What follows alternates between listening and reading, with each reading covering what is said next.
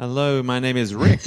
Ciao, my name's Millie. And this is episode 24 24. of season 2 Due of Yonks Ago. This is Yonks Ago, coming into your ears. Now what are yonks? They're kinda like years. Just a father and a daughter who want to know all about some people from Yonks Ago.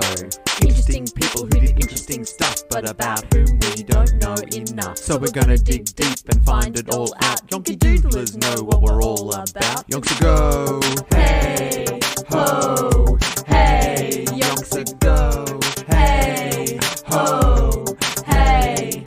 Surely. All right, this is episode 24. It is episode 24. And that means, including the Edward and Edward Kelly season, we're up to episode 41. Oh. That's just some quick maths for y'all. Yonky Doodlers, who might not be aware, 41 is That's my number. Number one number. Yeah. It's her roller derby number. Yep. It's her spirit number. It literally is. And we've made it. We have, in fact, made it. And this episode, we're recording on a Tuesday afternoon. Oh, we love a Tuesday. So it's my favourite time to record. And Yes. it's your favourite number. What could possibly go wrong? Potentially a few things, but Absolutely nothing. but I'm going to say nothing. Yeah. Name one thing spirit. that could possibly go wrong. You know what? I'm not going to. Oh, you don't want to jinx it. Yeah. You don't want, if you name it, it will come. Yeah. That's fair enough. But if we get to the end and a series of things have gone wrong, you can say, I knew that was going to happen. Yeah. Told you so. Yeah. So you've got a sort of an each way bet. And I don't mind it. Episode 41 of the total. Of Yonks Ago, Yonks Ago, in but total. Episode 24 Yeah. of season 2. Yeah. As mentioned in our introduction. Yes. If you didn't hear the introduction, don't skip the introduction. Yeah. Why would you even do that? Go back. I mean, it's our rock solid. I feel like the song is the peak of all of our episodes. Yeah.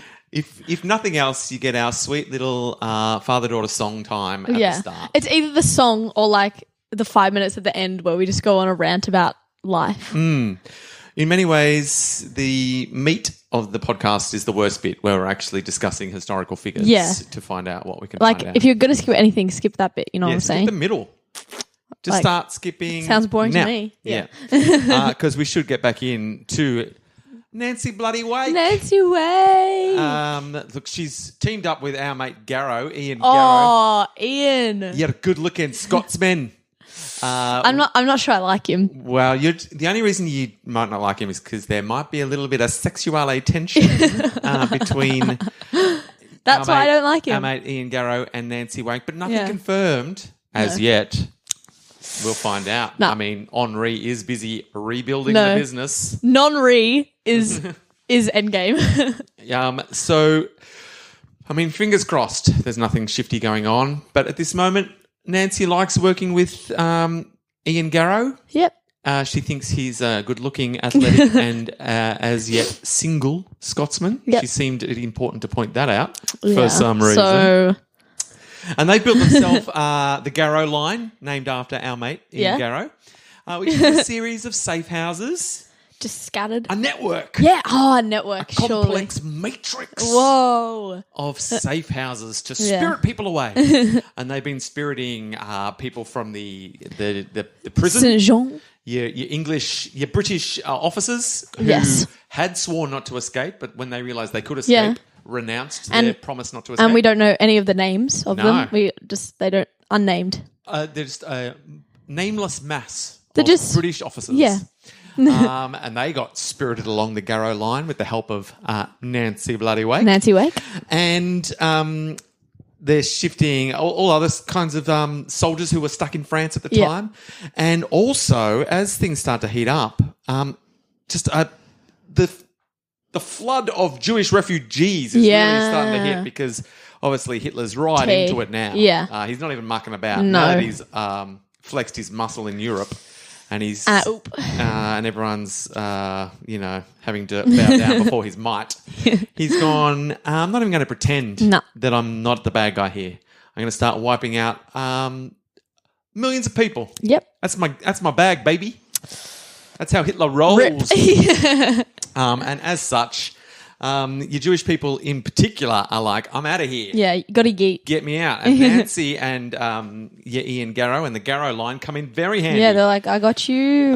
So they are moving a steady stream of refugees to liberation. Yep. Over the through the network of houses. Nancy would. Nancy loves it. Yeah. She's like, have you got a beef with Hitler? Follow me.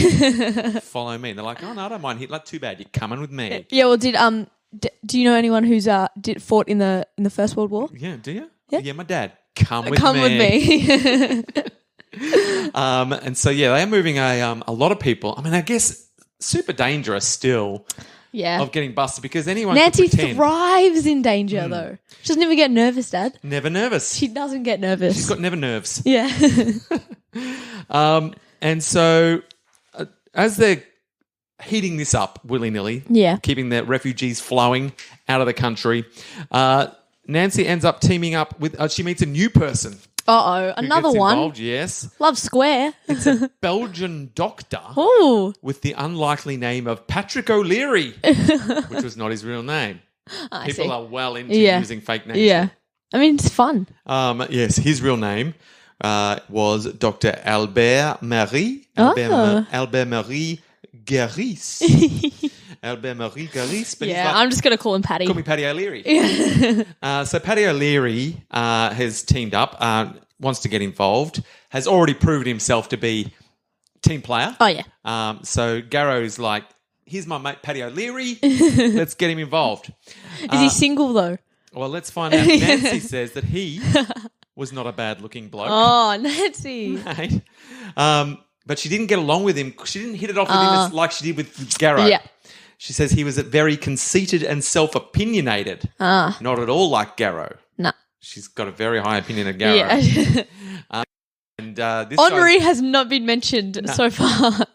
But both Garrow and O'Leary had an air of authority about them. Yeah. She says that O'Leary was tall with thinning blonde hair and was about 30 years old or so. Yeah.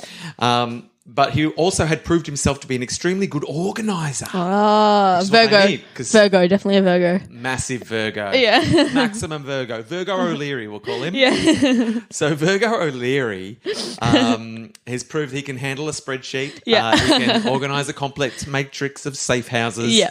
And they're like, we need your help, mate. It's getting hectic. We've got refugees going this way, refugees going that way. We've got to organise fake passports for everyone, fake papers. We've got to coordinate who's going where and keeping secrets from everyone. No one knows who anyone is. He's like, you had me at the word organised. Yeah. I'm on board. Jinx. Oh, damn it. Straight up. And so he hadn't been on the scene for very long when Garrow pretty much handed over most of the organisation to Virgo O'Leary. Oh, so Garrow just yeeted out of there. Yeah, Garrow's like, I am hanging to hand over this spreadsheet business to someone else. I've never enjoyed spreadsheets. No. I'm a man of action. Yeah. I'm Ian Garrow. I don't like to organise things. I like to do things. I like to do it. You organise it, I'll do it. Leo. Yeah. Leo. Oh, no, that's wrong. Yeah, so are you on board, Paddy O'Leary? Are you a Virgo? You can do it. You do that and I'll do everything else. Oh, I lost my voice there for a second there. Oh, I got it back there. So they got the perfect plan. Yeah. Garrow's never been happier. No. And so O'Leary, straight away, he proves himself very handy. He masterminds a tunnelling escape of 37 Allied airmen from another military prison. There you go. Near Nice. So he's like, mate, we can... He's like, skeet them out. Yeah. I want to organise some escapes. And it's classic. Oh, wait. I tell you what. Nancy's also a Virgo, and that's why they kind of butted heads, but they can like work together pretty good. Yeah, as long as they both know their area of organisation and what they're doing. And so Nancy's like... O'Leary organised tunnelling with the prisoners. So they got, in this prison, they got the prisoners to tunnel and the prisoners would scatter the dirt around the exercise yard. I feel like this has been definitely used in movies since then. This is the inspiration for probably The Great Escape. Yeah, well, I mean, like, it's a solid plan. Yeah. And so they would dig they're digging a tunnel. Yeah. They would collect the dirt, and so that the prison guards wouldn't discover all the dirt, they would put it in their pockets, and they'd have a hole in their pocket, which when they went for their walk in the yard, all the dirt would fall out their pant leg and just become one with the yard. And so all the dirt from the tunnel ended up in the yard. They're like, this is the best plan ever. That's awesome. And this time, rather than getting them over the Pyrenees, this was the first time with these 37 escapees that they organised for a submarine to come and pick them up. Ooh, fancy. They're going, let's go next level. Yeah. These poor prisoners don't want to have to climb a mountain once they've gone through our complex network of safe houses. That's torture. It's a long way over a mountain. We can't all be the Von Trapp family and sing our way over a mountain. Some of us are buggered already. And so they've organised for a British submarine to come. It would surface just off a tiny Mediterranean beach, in France. And they would travel through the network to this beach, and they would use a submarine for the first time. They were feeling pretty fancy. This is a complex operation. So the big day comes, and the airmen began emerging from the tunnel in a small but dense wood 500 yards from the fort. So it's just a beach right near the prison where they just escaped. So they pop out of their little tunnel, and they're in the little woods there, and they get whisked away. Nancy's there, whisking. She's doing some whisking. She loves a whisk. She loves a risky whisk. Oh, spicy. If there's a risky whisk, she's on board. She is there. So she's there coordinating, and all these men are coming out. The 37th man. Are they all single? Yeah, she's like, you're good looking, you're not good, off you go. No submarine space for you, mate. It's just basically her dating app. Yeah. This escape plan. And swipe left. Yeah. So it's swipe right. The 37, I can never remember which way to swipe right is good. Oh, how do you know? You've been... Because everyone knows that. Oh, yeah, all right. You don't swipe left. I mean, swipe because it's right. It's Everything's good. right. Yeah. You are. You know what, man? You're all right. Yeah. That makes sense. And if I swipe left, I left you behind. Yeah. Oh, yeah. I can remember it. But I'll forget. Yeah. I'm very old. You will. My brain, whatever happened to you? Maybe that's why, because Henri's like old now. I mean, he's old man Henri, that's true. And he's very focused on business. Yeah, what's he doing? Of some kind.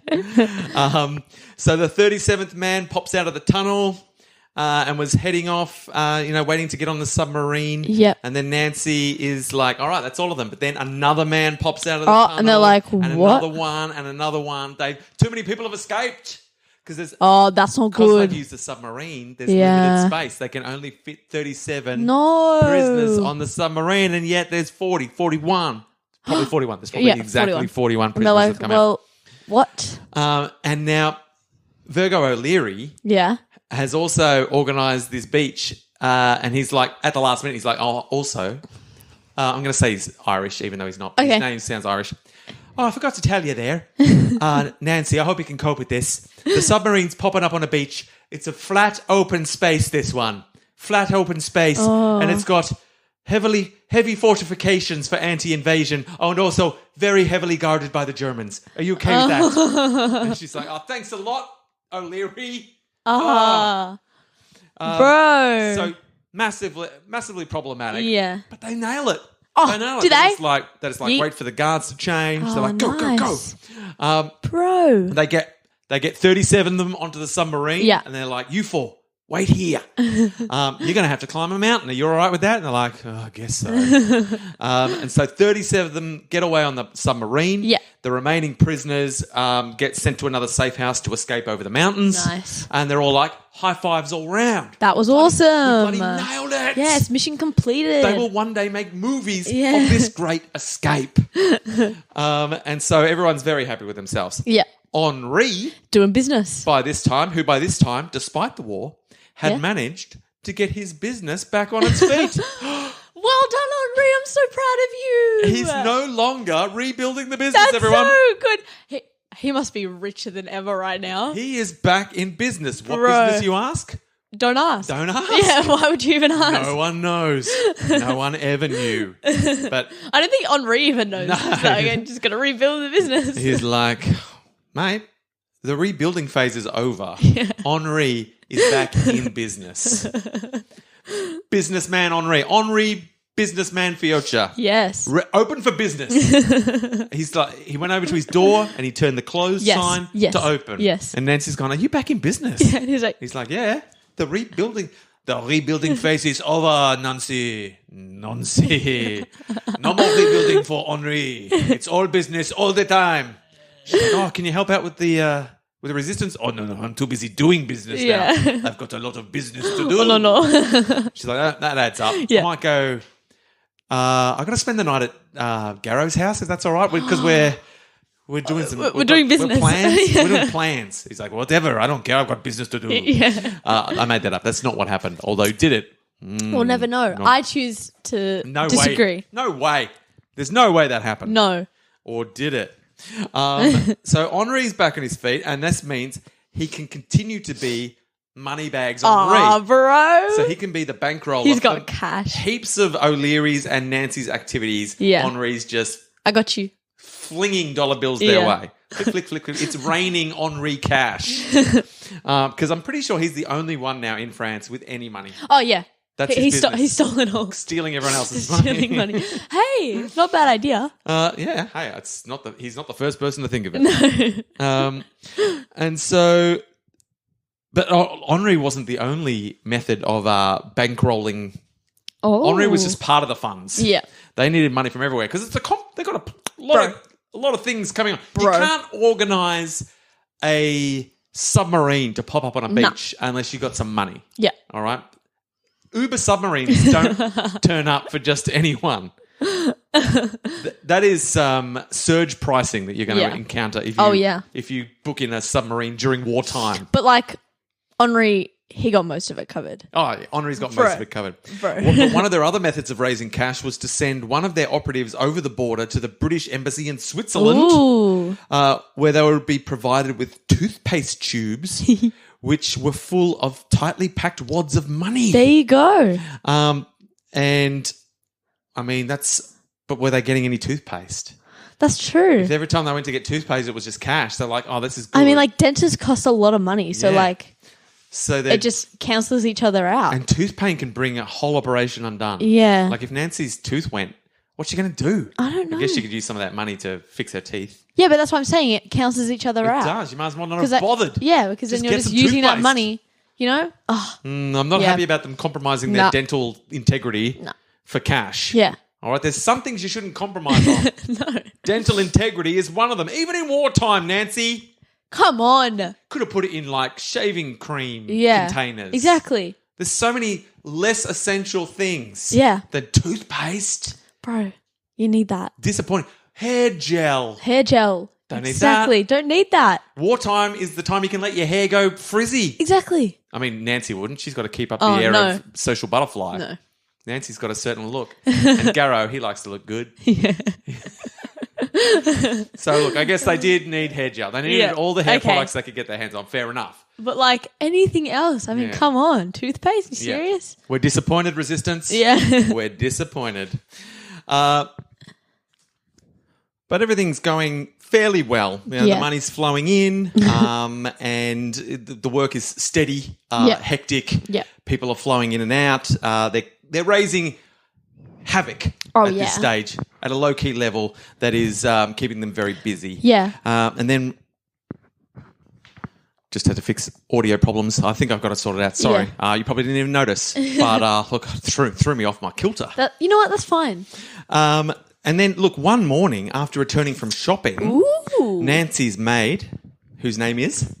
What? Oh, Claire. You got it. Nancy made, like she made something. No, Nancy's maid, Claire. I got very confused. You passed the test. Yeah. That was my first Nancy Wake Pop quiz. Yeah. And you aced it. Even though I was a bit confused. But hey, look, the phrasing could have been better. Yeah. But even with the confusion... You know what? You had clarity of thought. Yeah. Anyway, Nancy's maid Claire informed her that she had visitors. Uh-oh. And that one of them had already made himself at home more than was usual. See, she entered her living room to find Captain Garrow, our mate Ian Garrow. Yeah. She'd be happy to see him, as always. He's very good looking.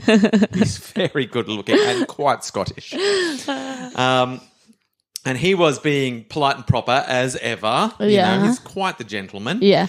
But with him was another British lad who made her skin crawl as soon as she laid eyes on him. It was not merely that he had settled down on the very chair where her beloved little dog always slept when she was out. This dude had booted little doggy out. Bro. Sat in Doggy's favourite chair. Yeah. He had helped himself to her whiskey without asking. What the He just poured himself hell? a snifter. I don't like this guy one bit. And he did not immediately get up to his feet when she entered the room, Bro. which was customary, and which Garrow certainly did. As soon as she came in, he's like, attention. He was already standing, Here comes the lady of the house. Yeah. So she just says everything about him. There was something about Kick him out, honestly. something sinister and shifty that I did not want in my home. Yeah. And so she just says to him, get out. Look, I told you she would. Doesn't wait for a second. No. She's just like, out. Get out of my house. of Garrow my had not even house. finished properly introducing him. Yeah. So Garrow's like, how do you go in there, Nancy? She's like, out. Yeah. Get out of the house, you. Out. Get out of Not the having house. And so, look, nonplussed and overwhelmed by her outrage, the stranger, who she subsequently learnt was named Paul Cole. Oh, yeah, nah. He left with a distinctly underwhelmed Garrow trailing behind. Oh, Gary could have stayed, bro. And he would later tell Nancy that he was prepared to accept that Cole had not necessarily behaved like an officer and a gentleman, but that Nancy's treatment of him was way over the top in return. So, well, it's her house. So Garrow's gone, her rules. I get it, Nancy. I hear where you're coming from. He's a jerk. But you got to tone it down. The resistance is full of a lot of people. Yeah. All right, you got to be cool. You got to be chill. You got to chill out, Nancy. Anywhere else, she would have been fine. Not in her dog's chair. She's like, Garrow, that crossed the line. If you were not so ridiculously good looking, I'd be mad at you for bringing that man into my house. But you, my friend, are very good looking. And single. Single. You still single? Oh, absolutely, Nancy.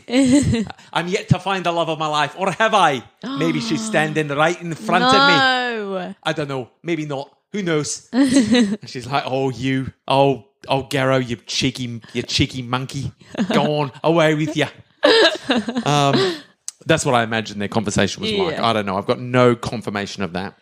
And so, yes, she's like, I guess that's right. It does take all types to make up a network of resistance fighters. Yeah. Even if some of them make my skin crawl. I've got to be cool. I mean, I can't be flying off the handle.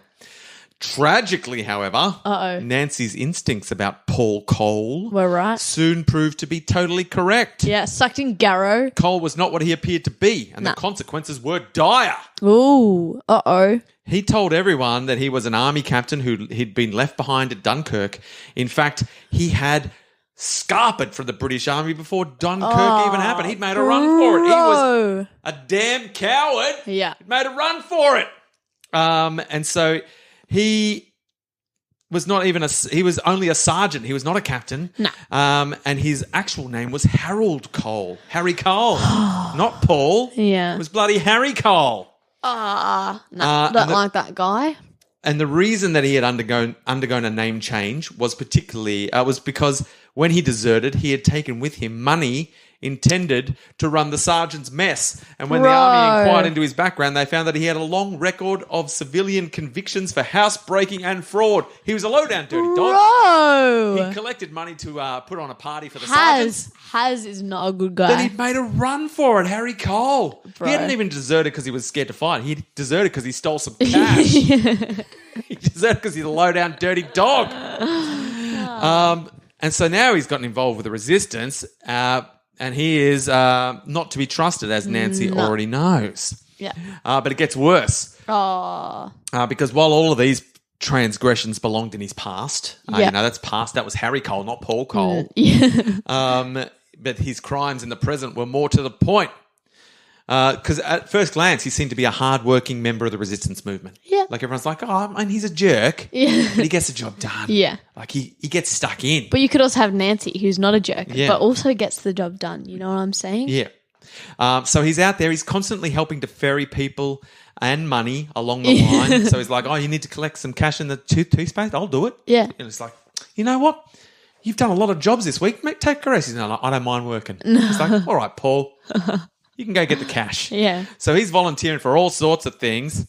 But then things started to go wrong. In September of 1941, old Harry Cole was... Hey, 41. Just saying. Not the bad. It's all there. 1941. Yeah. Cole was spotted with his mistress at an entirely opposite end of the country to where he was meant to be. What? So he was meant to be down somewhere organising an escape, and all of a sudden gone, who's that? Is that Harry Cole? Aren't you meant to be right down to like hundreds and hundreds of miles away? Bro. And then a large sum of money that was meant to be delivered to an agent never arrived. And they're like, well, who was the last person to have it? You guessed it. Has a Cole. Nah, bro. And so then O'Leary calls him in. All right then, Harry Cole, come in here. We've got to have a chat to you. Smacks him. And accused him point blank of stealing it. Yep. You stole the money. Hey, you know what? I don't mind Virgo O'Leary. Forgot his name for a bit. Paddy. I'm looking at you, Cole. I'm looking at you. You're the last one we saw with the money, and now the money's gone. You stole it. And Harry Cole swore that he had faithfully delivered it as asked. Oh, he's gone, that's come on, governor. Lies. Oh, come on, mate. I didn't steal nothing. I handed the money over. All right? I swear on my mother's grave, I gave the money. Yeah, sure. And then... sure has.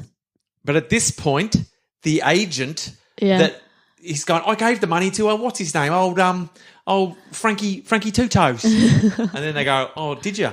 Do you swear to that? He's got, I swear on my mother's life, I gave the money to Frankie Two Toes. And then they go, well, guess who we've got here? Frankie bloody Two Toes. And so Frankie Two Toes comes in and goes, no, you didn't, mate. Yeah, sucked in. You never showed up at the meeting. And he's like, oh, I'm rumbled. I'm bloody rumbled. And so then they lock him in the back bathroom while they discuss whether or not his punishments should be as simple as a bullet behind the ear. Oh. You know what? Let's just sort this out. Why not? O'Leary's like, you know what we should do? Shoot him in the head. We're going to shoot him right there in the head there. What do you reckon? All in favour say, let's go shoot him in the head. And they take a little vote, but they're like, should we? Shouldn't we? I mean, then we're no worse. We're no better than the Nazis. Exactly. But while they're discussing he this... escapes. Yeah. They hear the sound of smashing glass. Yep. They go and they look in the bathroom, and old mate Harry Cole has jumped out the bathroom window. Dumb. Sometimes you just got to shoot someone in the back of the head. Sometimes you don't lock them up. Just keep them in the room. Yeah, actually, that's probably best. They could have had that discussion with him sitting there. Yeah, make him scared. Yeah. Never leave the prisoner alone in a room with a window. Nah, it's dumb. Rookie mistake. Yeah. But this... so he's jumped out the bathroom window. But Nancy was outside waiting for him. No, sadly no. Dang. And then Harry Cole has quickly made his way to Gestapo headquarters. Oh. Secret Nazi police. Uh-oh. He's just gone, well, look, I think they were planning to shoot me in the head. I think they were going to shoot me in the head. Do you know what I'm going to do? I'm going to go to the secret Nazi police and I'm going to cut myself a deal. Snitch. He's like, I can be a snitch then. Whatever. Better than being dead. And so he says, and he organises in return for their protection and possibly some more money. He loves cash. Oh, bro.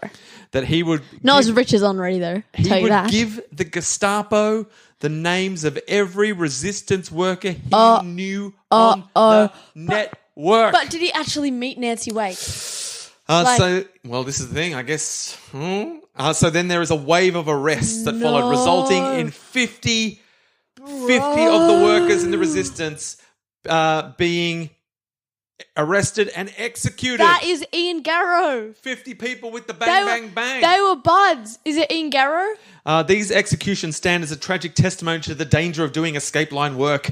It was later being estimated that one escape line worker lost his life for every person who was led to safety.